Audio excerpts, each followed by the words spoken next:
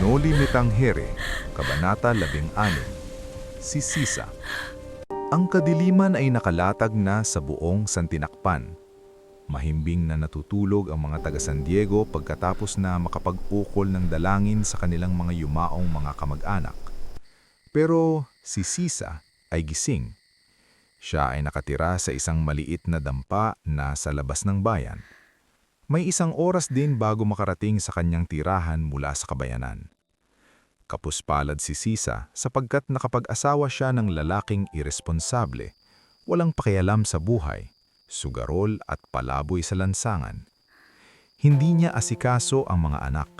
Tanging si Sisa lamang ang kumakalinga kay Basilio at Crispin. Dahil sa kapabayaan ng kanyang asawa, naipagbili ni Sisa ang ilan sa mga natipong hiyas o alahas nito noong siya ay dalaga pa. Sobra ang kanyang pagkamartir at hina ng loob. Sa madalang na pag-uuwi ng kanyang asawa, nakakatikim pa siya ng sakit ng katawan. Nananakit ang lalaki. Gayunman, para kay Sisa ang lalaki ay ang kanyang bathala at ang kanyang mga anak ay anghel.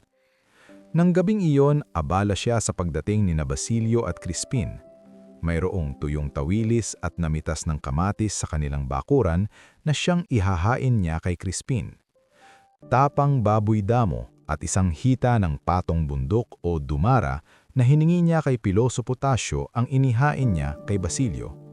Higit sa lahat, nagsaing siya ng puting bigas na sadyang inanin niya sa bukid. Ang ganitong hapunan ay tunay na pangkura na gaya ng sinabi ni Piloso Potasio kina Basilio at Crispin nang puntahan niya ang mga ito sa simbahan.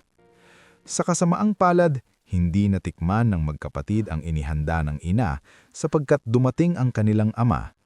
Nilantakan lahat ang mga pagkaing nakasadya sa kanila. Itinanong pa niya kung nasaan ang dalawa niyang anak. Nang mabundad ang asawa ni Sisa, ito ay muling umalis dala ang sasabunging manok at nagbilin pa siya na tirahan siya ng perang sasahudin ng anak. Windang ang puso ni Sisa. Hindi nito mapigilan na hindi umiyak. Paano na ang kanyang dalawang anghel? Ngayon lamang siya nagluto, tapos uubusin lamang ng kanyang walang pusong asawa.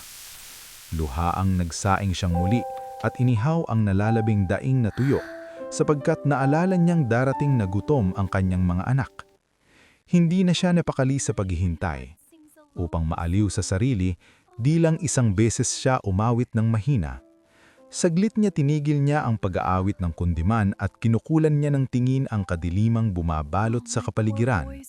Nagkaroon siya ng malungkot na pangitain. Kasalukuyan siyang dumadalangin sa mahal na birhen nang gulantangin siya ng malakas na tawag ni Basilio mula sa labas ng bahay.